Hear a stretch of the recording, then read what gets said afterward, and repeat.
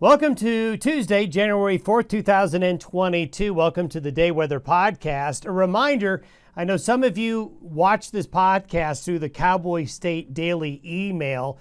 There wasn't any Cowboy State Daily email last week, but I want to let you know that we continue with the podcast regardless. That's why you want to subscribe to the Day Weather YouTube channel, because we keep updating the podcast as much as we possibly can, even through the holidays. Go to YouTube, go to search, and go to Day Weather Podcast and subscribe, and we'll keep you updated during those off times of the year. This podcast is being brought to you by Chugwater Chili. Chugwater Chili Steak Rub. It's great for steak, ribs, fish, and much more. Go to chugwaterchili.com and use ChugwaterDon for 20% off at chugwaterchili.com. Chugwater Chili, the spice of Western life. Lots and lots to talk about. Lots of winter weather is coming. High winds in many areas today. We've got yet another high wind event in the Rockies and High Plains. I know everyone is tired of them, but in a La Nina winter, it just goes with the territory. We have a lot of combination of variables working together to bring significant snow to many of you over the next 24 to 48 hours. We have an Arctic surge and snow that's going to come from the north and go to the south. So the weather deteriorates first to the north, then to the south as we progress through the next 3 days. Dangerous livestock and travel weather conditions. Some areas of the northern Rockies will have wind chills of 30 to 40 below zero before this is done. Sub-zero temperatures will happen east of the divide. There's good news for you west of the divide, folks. The Arctic air is not going to have a push deep enough to get over the divide, at least of any consequence. So this is an east of the divide in northern areas that'll be hit the hardest. Mountain snows will be heavy again. We'll be measuring the snow in feet in the central and northern Rockies and the Pacific Northwest through the next 3 to 4 days. This is the upper level pattern as of this morning. You can see how close together these lines are. The very cold Arctic air is butting up against the warmer Pacific air, and this is causing a very strong jet stream to come into the Pacific Northwest and Rockies. And look where the air is coming from, the water.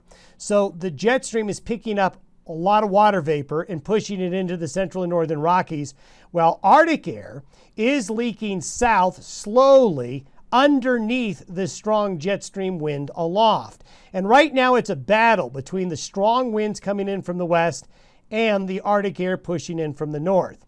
By tomorrow, this doesn't look like much. It looks pretty innocuous, doesn't it? But we have a combination of things, and I'm going to give you the more detail here in a minute. When you put together strong jet stream winds, Pacific moisture, and Arctic air, and you put them all together, and then you put that together with the complex terrain of the High Plains and Rockies, you get yourself an Arctic snow event. And that's why this doesn't look like much, but when you put it all together and take a closer look at the meteorology, there's a lot going on that's going to drive this weather pattern.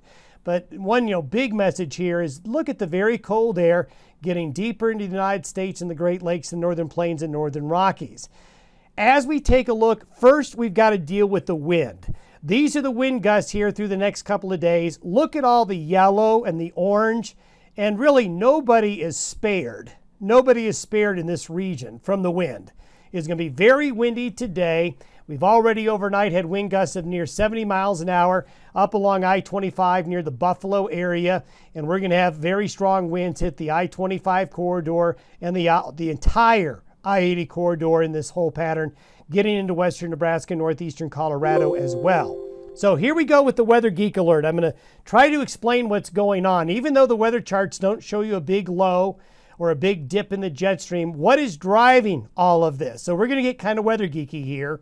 First of all, and really most importantly, what we have is a very strong jet stream wind cutting its way southeast across the northern and central Rockies. If you were to look at the wind speeds here, these wind speeds are in excess in this jet stream wind of more than 150 miles an hour in some areas. This jet stream wind is cutting across the area at the same time Arctic air is coming in from the north and pushing up the divide, basically upslope over the divide. So you have to think in 3D, think in 3 dimensions, and think of the atmosphere vertically from the bottom to the top. At the bottom, Arctic air is coming in upslope from the northeast. At the same time, above, strong jet stream winds and moisture are going over on top of that. And now this is where we get really geeky. You see this blue oval here? This basically represents the strong jet stream winds. On the nose of the jet stream, the atmosphere gets pushed up. On the back side of the jet stream, on this part of the jet stream, the air goes down. The air goes up on the left corner of the jet stream and down on the bottom side of the jet stream. Now, what this all means is where you see the orange arrows is where the atmosphere gets lifted up. When the atmosphere gets lifted, air cools, condenses, and you get rain or snow.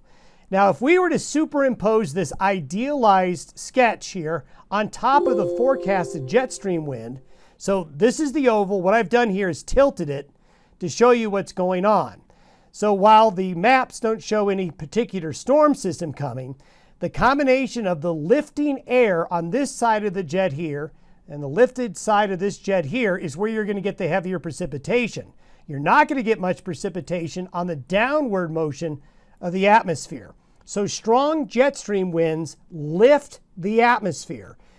When you lift the atmosphere, you're going to get clouds and you're going to get precipitation. And all of this is right on top of the Arctic boundary by tomorrow afternoon. And notice the Arctic boundary is hung up on the continental divide.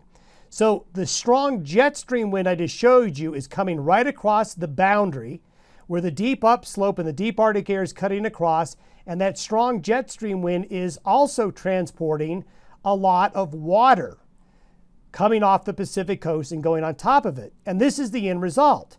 This is the snowfall forecast through the next 3 days. Notice that the axis of snow lines up very well with this axis right here of the jet stream. So there's a lot working together to bring this snow event to the region. And if you were to focus in on the potential snowfall amounts, now these numbers might be a little bit high, but anywhere you see the darker purple or pink, there's going to be a pretty good snow event. This will be the best snow event for the North Platte Valley, from Casper down to Wheatland, down to Torrington and Douglas, into the panhandle of Nebraska, Sidney and Kimball. This is the best snow you're going to see for a while. Scotts Bluff as well. This is an area where the heavy snow, I think, is a real certainty along and north of the Cheyenne Ridge.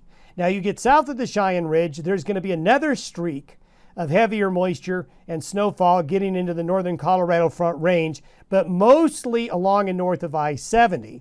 Then you can see that the mountains are going to get clobbered again right here with a good northwest flow. This is a great flow for the mountains to get clobbered. The entire I-80 corridor is going to get whacked with snow and wind. I-25 as well. Parts of I-90 won't be fun either, as well as all the mountain passes. Superimposed on top of this is the Arctic air. Now this is by Thursday morning. These are forecasted low temperatures by Thursday morning. So you've got a lot of -10s, -teens. Here's a -20. Really bitterly cold Arctic air into Montana, here into northern Wyoming, down into Casper, Buffalo, Sheridan, Gillette, into Rapid City. But look at the gray. The gray is basically showing that Arctic air is right on the divide. Now, for you folks in southwestern Wyoming, Green River, Rock Springs, and Evanston, you are going to escape, as well as Craig here, Grand Junction, Salt Lake. You're going to escape the Arctic chill, basically the sub-zero temperatures. It's still going to get cold, but this area here could be hit by very high winds as the Arctic air penetrates the continental divide. You get a big temperature gradient, and this is an area of high winds with snow showers. It's just going to be nasty. Travel weather in the region, especially I-80, I-25, I-70, going to all be impacted by a lot of winter weather conditions. There's another trough coming through over the weekend. Now, it's not as intense, and notice the Arctic air, the blue colors are more north now. So the Arctic air is not going to stick around. It's transient. So the Arctic air is going to retreat. But another wave is going to bring snow to the high country. So another round of snow is coming for the weekend. But there is a break in the weather coming next week. We'll talk about that here in a minute. Snowpack conditions have greatly improved. Look at the snowpack in Arizona. All of the snow basins in Arizona are above average. We've been talking about the Sierra Nevada. Anywhere you see blue or green, you are getting into a snowpack situation where it's 90% or above. So this area I'm outlining right here, The snowpack conditions are 90% or well above average. Look at the Gunnison, 151% of normal. These snowpack numbers are going to go up. These snowpack areas here that are in the 80s now will benefit from the snow and will likely be into the 90s. Here's the break in the weather coming early next week. As we get into Sunday, Monday, and Tuesday, we will see high pressure move in, and I think the first half of next week, the western United States will catch a break in the weather. Notice where the cold and the trough is. The cold moves into the northeastern areas of the United States. They're getting pounded with winter storm conditions, and guess what? There's more coming. Good luck for anybody trying to get across the United States through the airports and the roads and highways, as winter weather, this is over the next 10 days, has got a firm grip on most of the United States and most of North America. So for those of you in November, December who were wondering if winter was ever going to show up, well, the wonder is now over. Have yourself a good Tuesday. We'll talk to you on Wednesday with an update on the storm.